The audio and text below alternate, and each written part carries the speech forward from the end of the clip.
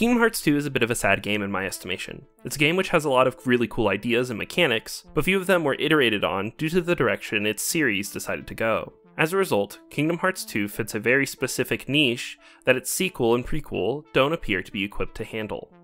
I want to talk about Kingdom Hearts 2, its gameplay, its story, and the ideas that were left behind. I don't want to deep dive into everything, so we'll just be focusing on the ideas I think are the most interesting. This isn't a full analysis, it's just some of my thoughts on Kingdom Hearts 2. For clarity, this will be the final mix version of the game, as I believe it's the most relevant due to it being the most available. Kingdom Hearts 2 starts off by asking the player which difficulty they'd like to play. At a glance, this looks no more complicated than any other game with a difficulty option. However, when Final Mix was released, they added a new special difficulty called Critical Mode. You may assume Critical Mode is just one of your run-of-the-mill super hard modes, with inflated enemy health pools and weaker player characters. While it may feel that way, Critical Mode ends up being one of the most fair challenges I've ever gotten out of a game outside of the Devil May Cry franchise. Compared to standard difficulty, Critical Mode has the player deal 25% more damage, halves your maximum health, halves your maximum magic, while also giving unique critical-only abilities and more ability points to equip them all. On top of this, it also doubles enemy damage and gives 75% of the experience compared to a standard mode run. This builds an experience where fights are more deadly to both the players and the enemies. Health growth being nerfed while enemy damage is still high has the player push themselves further to use more of their toolkit and find out which abilities can help them the most. One of the Critical Mode exclusive abilities is called EXP0 and does exactly what it says on the tin, making Sora's party no longer level up, allowing for level 1 challenge runs in the game. This helps make Critical a unique experience for an experienced player, an important addition to the Final Mix version of the game, given it was initially released as a fully priced update to the original. Critical Mode has continued to be a tradition in later Kingdom Hearts games by giving hardcore fans a way to re-experience the game or simply challenge themselves given how easy some of the games tend to be. Although, no Critical Mode is quite as lauded as it is in Kingdom Hearts 2 due to some of the better balancing here than in later games like Kingdom Hearts 3 and Dream Drop Distance. The next bit of gameplay Kingdom Hearts 2 provides is its melee combat. Even when I first played this game, I knew melee combat felt fun. It's fluid, simple, and is helped by the different abilities and combo modifiers which assist players in customizing how they interact with enemies. Abilities like upper slash and finishing leap require the player to tap square at specific times to activate additional effects and launchers. There are also the combo modifiers like sliding dash, which works as your main gap closer, Flash Step, which works in a similar way, but also lets Sora avoid damage while closing in, Guard Break, which lets Sora bust through an enemy's defenses, Dodge Slash, which exists, and many more modifiers like Aerial Finish and Explosion, which allow Sora to feel customizable while keeping the actual mechanics fairly simple. There's only one attack button in Kingdom Hearts 2, and it is cross, or circle if you're Japanese or just prefer it there like I do. The game then has Sora follow a simple combo, which is only modified by your abilities in the game. This forces the game to do a lot of guesswork when it comes to which modifier should be activated. As an example, Sliding Dash and Flash Step have the same utility of closing the gap to an enemy on the ground. As such, the game will sometimes provide you with a Sliding Dash when you mean to Flash Step, or vice versa. While this may seem really annoying, generally the game handles this pretty well by giving Sliding Dash a better range than Flash Step, meaning most of the time you can tell if you're too far for a Flash Step anyway. This is probably the biggest black mark on the system. As another example, abilities like Aerial Spiral and Aerial Dive do similar things, but Aerial Dive is simply better than Aerial Spiral in nearly every way. This makes equipping both a trap option. There are some other just bad abilities in Kingdom Hearts 2, and it's unfortunate to see because of how good the melee combat feels when you have good abilities equipped. The melee combat feels so good, in fact, that a lot of people forget about the magic system when playing the game for the first time. When playing Kingdom Hearts 2 as a kid, I played Standard mode. Standard was a difficulty mode which nearly never challenged me, and as a result I picked up really bad habits of mashing to win most fights. As I grew up and methods to play Final Mix became more available, I learned the error of my ways. Sora's melee kit may be strong, but his magical toolkit is much stronger. This does make a bit of sense, seeing as magic is placed on a limited resource while swinging your Keyblade is not. But even considering that, spells like Magnet, Reflect, Fire, and Thunder end up being some of the strongest tools in the game by far. Magnet has a clear use of gathering up mob enemies to be attacked in a group. This ends up trivializing much of the positioning in the game, making it more optimal to simply gather enemies in a big ball and spam Thunder, or even get your finisher off if possible. While it doesn't sound like much, it makes Magnet one of the strongest options in the game, as it completely trivializes the need to crowd control. Thankfully, it is at least priced as a powerful spell, costing the most MP of any of your non-cure spells. Thunder ends up working really well with Magnet by providing a quick way to hit an enemy in any position. It's also just generally a strong spell, useful at nearly any range. It is the most costly of your 3 elemental spells, given that it provides both the damage and crowd control of fire, while also having the range of Blizzard. Speaking of fire, its usefulness cannot be overstated when using Final Form. The magic attack combos into itself and can be continuously spammed on many bosses if you know what you're doing. All of this leads me to the mother of them all, Reflect, a low-cost, spammable aura of protection which fires back at the enemy. Truly one of the greatest spells of all time. It has a wide area when unlocking its 3rd level, and is tied with fire for being the lowest cost spell. Reflect melts a lot of encounters, and getting half decent at using it is all one needs to do to handle most of what the game is planning on throwing at them. All of these spells use certain portions of the magic meter, but eventually you will run out, which has some interesting properties. When the MP bar is drained, you enter a state called MP Recharge, where the MP gauge is purple, and Sora gains some special properties. As a kid, I only thought about MP Recharge when I had the Berserk ability equipped. The ability allowed you to continue your combo in perpetuity, and Sora would never throw out a finisher. While it is sometimes useful, it ultimately leads to bosses being stuck at 1 HP, while you continuously wail on them.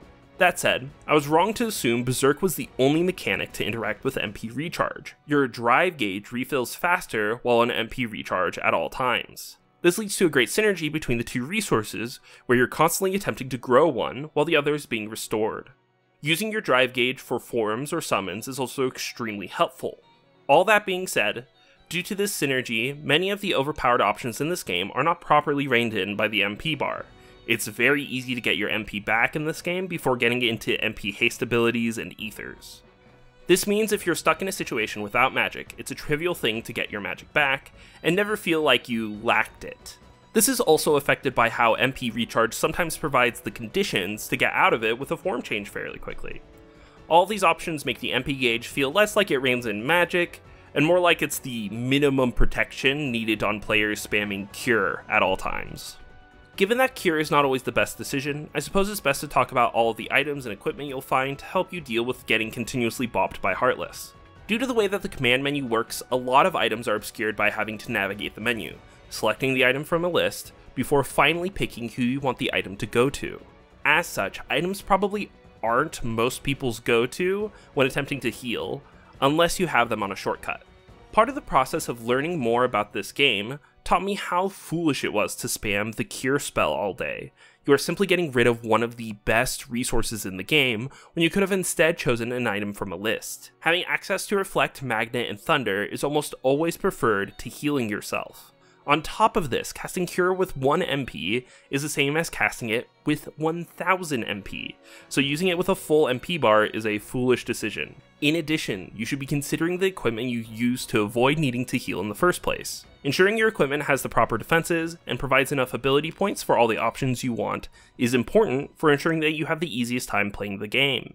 That said, many speedrunners and enthusiasts will tell you that the raw numbers Keyblades and armor pieces provide shouldn't be used as a metric for which ones to choose.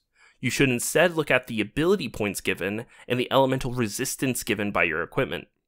Similarly, people rarely care about Keyblade stats and focus more on the Keyblade abilities. Keyblades like the Ultima weapon are often overlooked in favor of Decisive Pumpkin, as the latter has an ability which just makes your base combos better.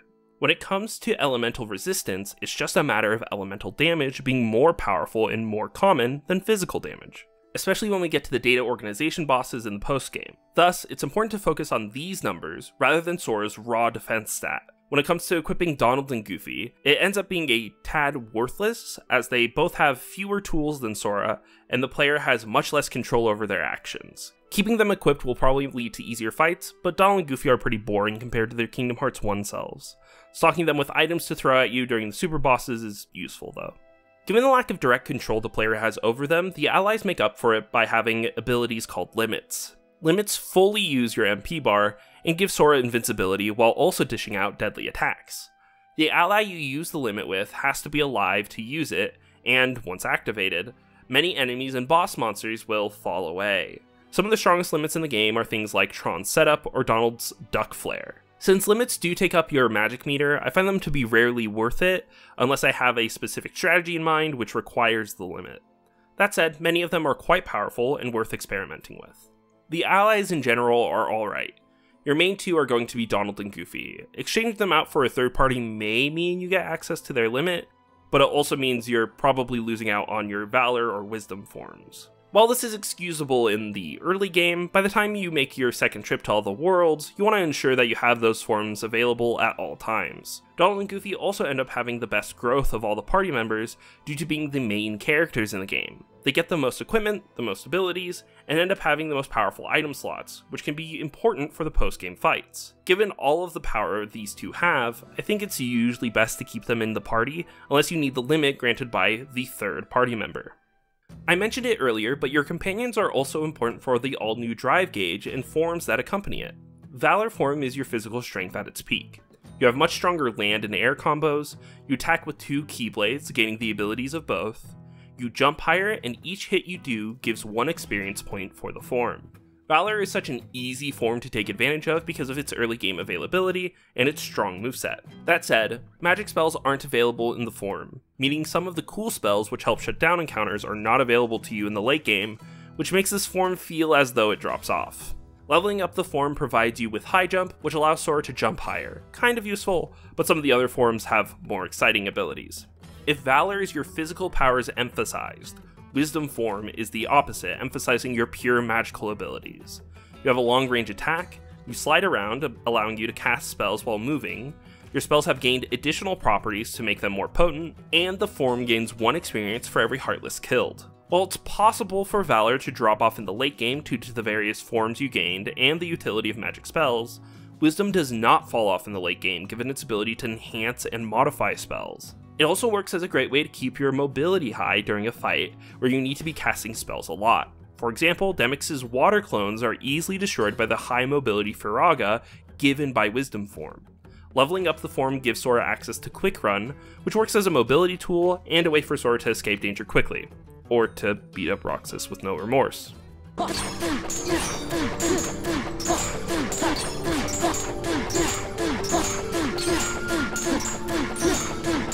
In the original release of Kingdom Hearts 2, there were only 4 forms, each one representing a different aspect of Sora's kit. In the final mix re-release, they added a 5th form, which attempted to represent Sora's history. Limit form gives Sora powerful limit attacks to replace his magic, gives him combos similar to his Kingdom Hearts 1 kit, is the only form to not require a companion to activate, and the form gains 1 experience for every finisher limit you do. Limit form is probably the strongest form in Kingdom Hearts 2 given its lack of restrictions and powerful options. It's also just a cool way to pay homage to the first Kingdom Hearts game by giving Sora so many of the older tools like Strike Raid, Ars Arcanum, and Ragnarok. It's also nice this form gives you dodge roll when leveling it up. Dodge roll was seriously missed in the original release of Kingdom Hearts 2, where Quick Run almost made up for it, but failed to fulfill its exact need. Having both available now helps to make Kingdom Hearts 2 more feature complete compared to its original release. Every form up to now has been only a single aspect of Sora emphasized, but what if Sora had mastered each aspect? This is the main conceit of the Master form. Requiring both companions, this form provides better aerial combos, strong magical ability, and levels up by collecting drive orbs. Alright, we should probably talk about these leveling methods as this one is the most esoteric. Each drive form's level up method is only given by checking the status page in the menu and highlighting the experience with your cursor. Given the importance of leveling up these forms for important post-game fights and the Cavern of Remembrance, you would think they would try to explain how to level them up in a more straightforward manner. These methods aren't difficult to understand once you know them, however, I'm sure many people went through the entirety of Kingdom Hearts 2 not knowing how to level them up. I only figured this out as a kid because I was obsessed and played Kingdom Hearts 2 for 100 hours, and at that point you start to get curious about stuff like the status menu and how to fill Jiminy's journal. This information probably should have been given when getting each form, but if there's one thing Kingdom Hearts 2 hates, it's telling you how its systems work. Back to the form itself, I tend to overlook Master Form given how there is a form beyond which does everything it does but better, and the large cost of using the form. That said, Master does have great utility and strong abilities which give Sora an edge in combat. Upon leveling it up, you also gain Aerial Dodge, which is a great upgrade to Sora's vertical movement. It also gives him a lot of speed in the air, which is nice when you finally unlock Glide after getting Final Form. Final Form thematically is meant to be all of Sora's abilities maxed out. Instead of mere mastery over his abilities, Sora is using them all as though he is a god with each. Final Form has the powerful magic of Wisdom Form, the strong air combos of Master, the powerful ground combos of Valor, and gains experience by killing nobodies. This form competes with Limit for the strongest in the game, and has earned a bit of a reputation for killing bosses with its Firaga spell. Final Form also allows Sora to glide by leveling it up, which helps with moving around in the late game. There's not much else to say other than you are incredibly strong in this form, but due to most of its attacks being long multi-hit strings, your drive gauge will go down quickly and the power will only last a brief period of time. The only mechanic reigning in the forms in this game, outside of the drive gauge itself, is the anti-form mechanic. Sora looks more like a Heartless, does not get a Keyblade, has no reaction commands available, and cannot use items or magic. As such, anti-form ends up being one of the most vulnerable forms and a way to punish players spamming the forms in every encounter. There is a secret counter system which determines whether or not you get anti-form, but I'll just say the form is only a tad annoying and doesn't actually fundamentally change whether or not I'm going to try and use a drive form. I did kill Zigbar with it though. The only other thing competing for your drive gauge are your summons. Summons are eventually unlocked throughout the course of the story, with only 1 or 2 being truly helpful. Stitch is probably the most useful, providing a free magic refill on occasion. Genie gives some unique abilities which are mostly useful, and Peter Pan gives a helping hand as well as auto life. I didn't use summons too often in my playthrough, as they are typically situational and not needed for any specific boss fight or strategy. That said, Stitch was very helpful in the late game for fighting large mobs, as he basically allowed me to spam magic spells all the time, which is another way that MP works less like a resource you have to manage, and more like an inconvenience the player can step over. Outside of combat, the only other main form of gameplay is traversal. There aren't any platforming challenges in this game other than Cavern of Remembrance, which was only added in Final Mix. As such, traversal is mostly a slog of empty locations, where the most interesting thing that can happen is the spawning of world-appropriate enemies. While this may sound harsh, I find it's best to understand that I only really want to fight enemies and have fun while doing so. The traversal is really just a small part of the main game for me, and it not being the most impressive thing in the world is not a deal breaker. While the main game is very much about resource management and combat, there are many mini-games you can play, ranging from Inoffensive to Atlantica. A musical for everyone to have a lot of finny fun. The main minigame will be one you play with the Gummy Ship. You auto-scroll your way through large areas, shooting at Heartless and Nobodies alike, trying to ensure you get a high score. This only needs to be done a few times to complete the main story, but you can decide to go through each of them again to get higher scores and complete different missions. 100 Acre Wood works as another mini-game hub where you mainly focus on helping the people in the wood do various tasks, from catching Piglet when he flies away, getting a honey pot to Pooh Bear, or escorting most of the town to find Pooh. There's also the Light Cycle minigame in Space Paranoids, which is mostly short enough to not at all be offensive. It doesn't overstay its welcome, and still focuses around combat, which helps it feel like it's part of the same game. Atlantica is a bad rhythm game you have to play to unlock Blizzaga and an Orichalcum Plus. Atlantica also wants you to keep coming back to it as you gain new abilities, but the smart strategy is to do it all in one go, to ensure you never have to make that walk of shame back to this awful world. While the minigames aren't horrible, outside of Atlantica, I feel they often get in the way of the engaging main gameplay of Kingdom Hearts 2, where Sora is meant to fight off Heartless and Nobodies, using all the resources at his disposal. To make these minigames more interesting, they should probably still work on the idea of managing resources Sora has available to solve problems. This is why I think the Cavern Run in 100 Acre Wood works really well. It feels like a slightly different version of what you do in the main game. You manage resources of a party while traversing a dangerous location. Ultimately, no one decided to do that in the later entries, but it would have helped the minigames feel less tacked on and more purposeful. While there are some other aspects of the gameplay I could go into, it's probably best to move on to a discussion of the super bosses in this game, as it's one of the most common points of praise for the game, which is why I will tell you that I found Kingdom Hearts 2's super bosses to be alright, kind of a mixed bag if I'm being honest. Even when fighting legitimately, bosses like Roxas, Lexaeus, and Zexion exist as big pain points in a mostly good roster. These bosses are either super easy or super frustrating, and can sometimes feel a tad lackluster. Roxas, for example, delivers a lot of moves which feel cheap or frustrating to fight against without proper understanding. Zexion has an ability which just churns off the boss fight so Sora can learn how to read, and Lexaeus dies to reflect so badly it's comedy. This is a rare instance where I felt Kingdom Hearts 3's Limit Cut fared much better in making each boss unique and interesting without many duds. That being said, Lingering Will is still one of the best super bosses in any action RPG ever made. This guy has so many interesting ways to push the player to their limit. As you learn more about how to fight him, you end up gaining this feeling of dominance over him until you defeat him. You get to each new stage, learning more and more, until it's over and you win the game. Or you just get to level 99 and negative combo finisher spam to defeat him with ease.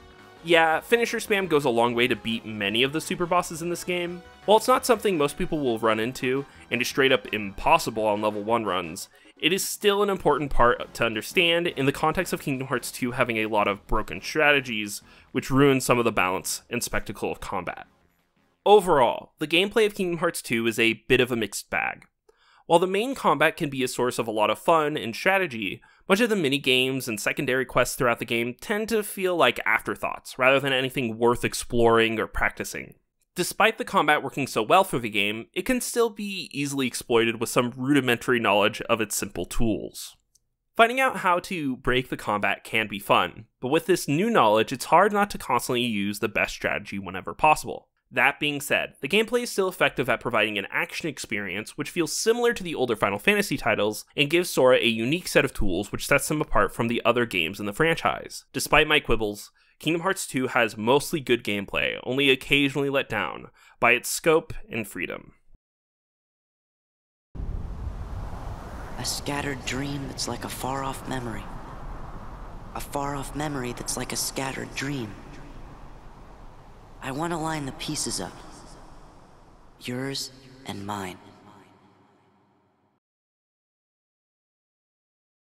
Writing about Kingdom Hearts 2's story is a difficult task. While I don't intend to do a full deep dive, I still intend to discuss the issues with the story, which either require you to ignore later continuity, or, ironically, desperately cling to it.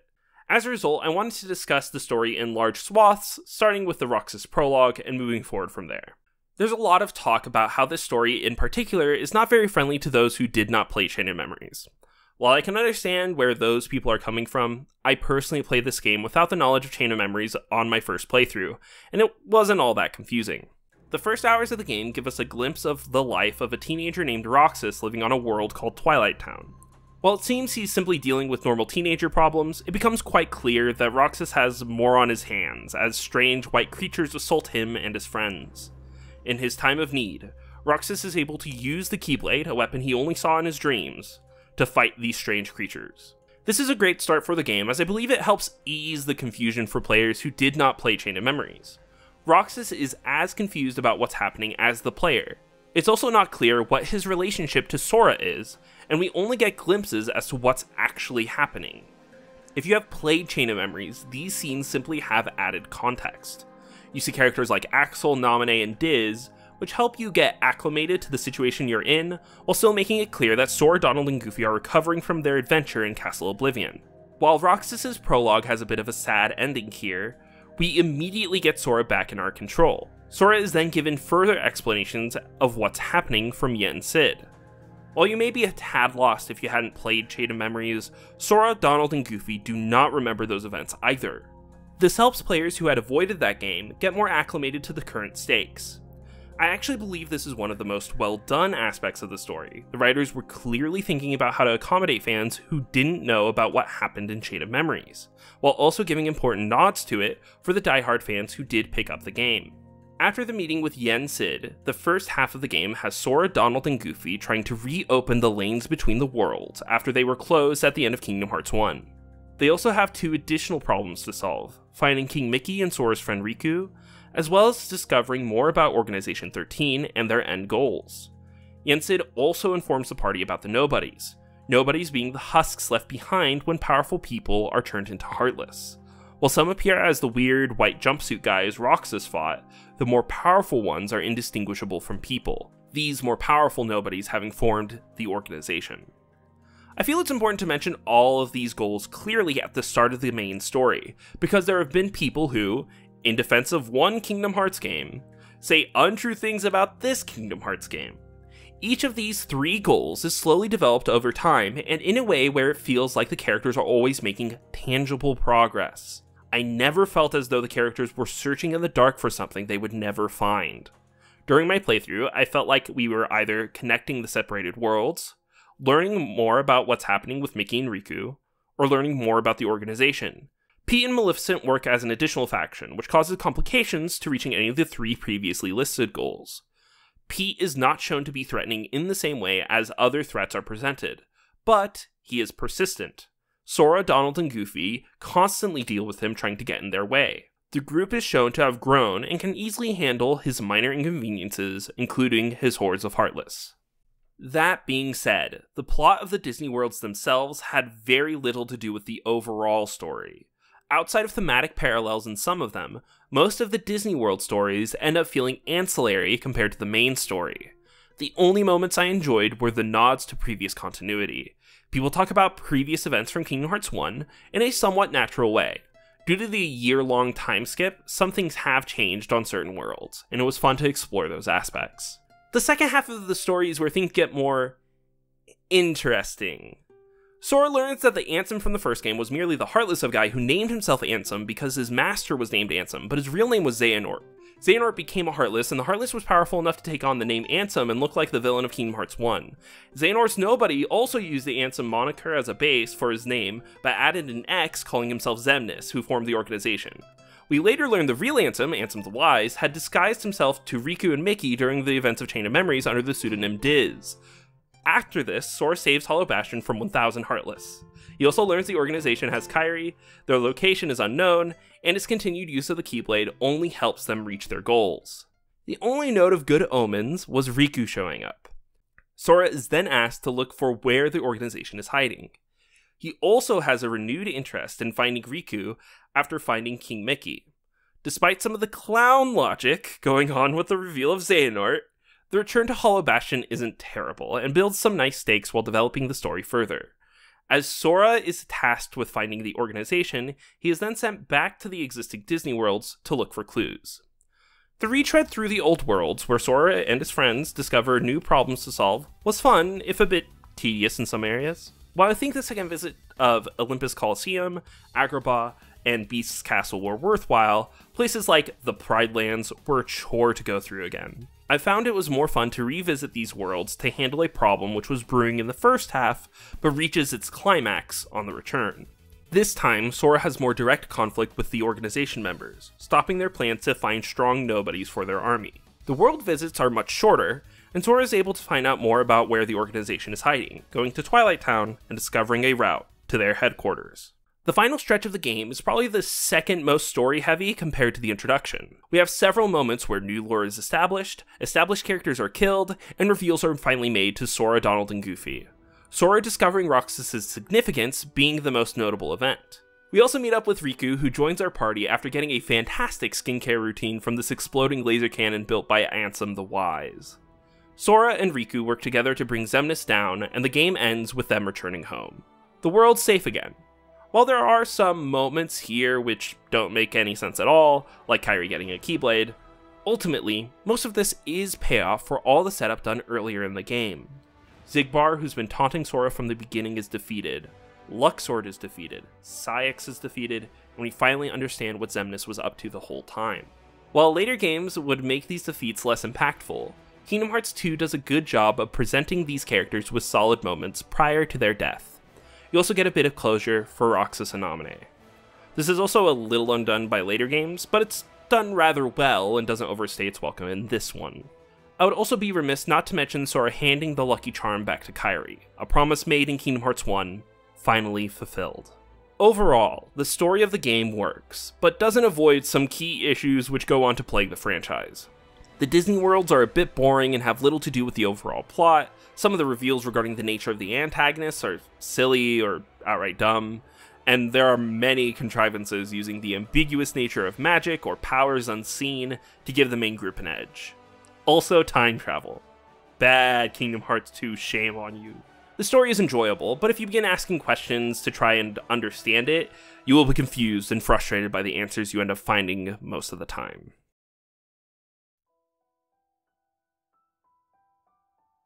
You know, Kingdom Hearts 2 is about 19 years old. It's crazy to think about because we had all those re-releases, but I've been playing the franchise for about 16 years, which is not an insignificant portion of my life.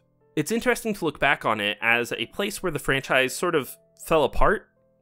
The worst parts of Kingdom Hearts' narrative were expanded on, the theme of never really having a conclusion for these characters continued, and so many games continued the franchise as almost filler.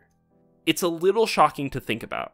Despite that, people really love these games and love talking about them in detail and analyzing every aspect of them. It's this weird mix of action and RPG that's fast-paced and fun while not bogging the player so far down in mechanics that it's hard to engage with casually. Its narrative may not be the best, its combat may not be the most interesting, and the characters may not be the most nuanced, but the mixture of all these things makes the game stand out in a way that most other releases don't. This is probably why Kingdom Hearts 3 is also beloved, even though some things were changed in a way that I didn't agree with. People may just enjoy the whole of the thing, rather than focusing on how its mechanics developed. All that said, it doesn't change my opinion that Kingdom Hearts 2 is a fun combat system, tethered to a so-so story, with the only caveat being some balance issues. It's my favorite game in the franchise, but not quite the best the franchise could offer. I hope Kingdom Hearts 4 ends up providing an experience better than this one in every way.